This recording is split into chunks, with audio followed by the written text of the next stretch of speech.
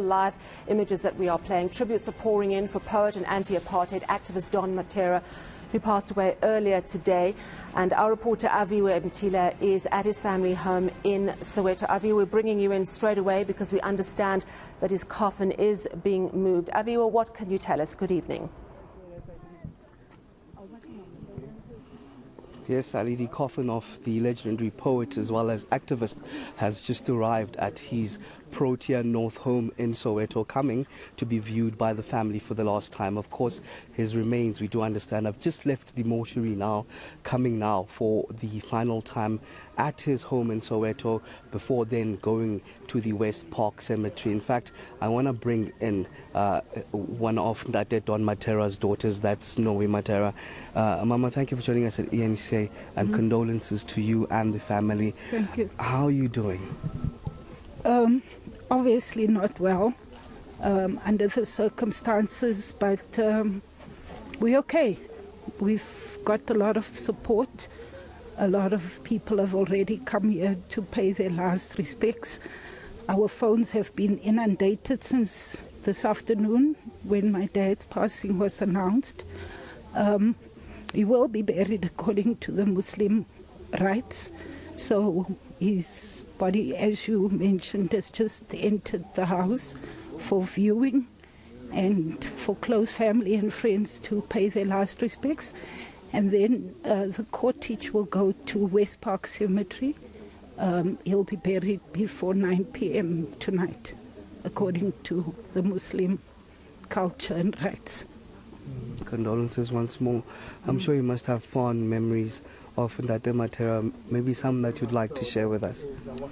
Just to say that we know my dad was not our dad. He was the nation's dad. He was the community's dad. And we've just accepted that he's dedicated his life to the struggle, to the arts, to the community, and we've made peace with it, and I know he's in a better place.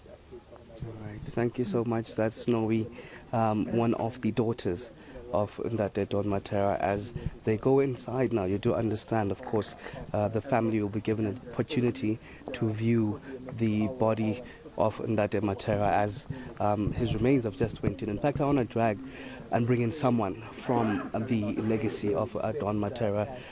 Thank you for joining us at eNCA. But just some of what Don Mattera means, not only to the community of Soweto, but just in general to South Africans.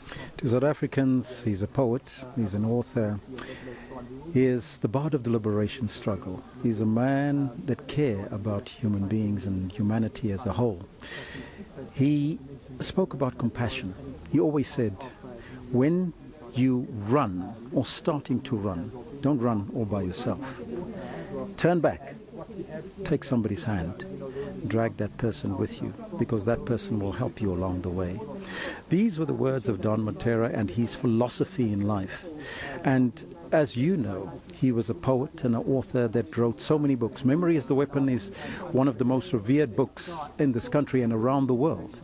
Also remember that he had over 24 books and poems that was published around the globe, and a number of doctorates that he received from here in South Africa as well as around the globe. And that was the man, Don Mattera. But it all came down to him being a community activist at the heart, and being at the soul and fighting apartheid, not even just from South Africa, but even from Sweden, where he was for almost a year. And he was the not a publisher, but he was one of the people that actually directed one of the newspapers there. And he spoke fluent Swedish, by the way.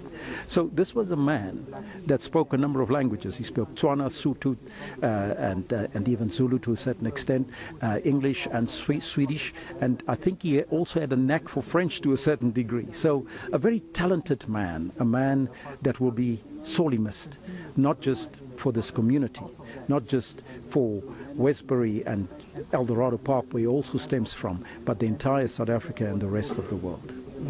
I'm hoping for the benefit of our viewers, you'll give us just more insight in the role that he played as an activist. I understand he joined politics in the 70s? He joined politics in the 70s as a young man, and remember, he was one of the people, actually, from a very young age when he started. Remember, he first went to a convent where he was with a number of convents, at a convent rather, where he was with a number of young people that actually thrust him forward to be a leader. When he came out of there, he actually became a gangster. And he was the leader of the Vultures at that point in time. Can you imagine that a gangster turned journalist later, just because he was conscientized by the Black Consciousness Movement and the African National Congress, the African National Youth League? He was part and parcel of that cohort of people that started that process. And he became then an activist on the ground to make sure that people's homes, because he witnessed Sophia town being burned down and being broken down, his own home, his family home being broken down, and he was then forcibly removed with his family to Westbury. And from then on, he fought forward to say, let this never happen again, for people to be lost and just thrown away like the apartheid government has done. People were displaced and misplaced in different areas, and this is what he fought against all his life. Okay, and just maybe lastly, on today and the proceedings of today, maybe give us insight. We do understand he just came from the mortuary where he was washed. Now he's at the family home in Soweto. Maybe take us forward to what's going to happen next. From here, the original burial place was going to be in Lenasia. That was changed at the last moment, probably in about an hour ago, when the family decided that he can now go to West Park at Heroes Acres, where he will be buried, and the proceedings will take place over there. We made provision for a number of people to attend. We don't know how many people is going to be there. We initially we had a thought in our mind that it might be about 400, but we don't know. We'll have to see when we get there, because he was revered by the people, not just of Westbury, but around Johannesburg, and we expect quite a number of people to turn up. Thank you very much. The communication head of the Don Mattera Legacy Foundation, just outside the family home of Ndate Don Mattera, as he passed away today. Now, of course, his body is being viewed inside by the family. You heard, Sally, some of those fond memories. It reminds me of a time where myself, I was inside here paying a visit to Ndate Mattera just after the passing of Nathaniel Julius. You'd know that he was an advocate for the people and the wrongs that were done, remembering that Nathaniel was killed by the police there. We came and spoke to him inside in his humble abode, and he did even mention what some of the gentlemen shared just now, in terms of when you move forward, always look behind and take someone with you that will journey the way with you. Of course, we're going to the West Park Cemetery, where he'll be laid to his final resting place. Yeah, sometime around 9 o'clock.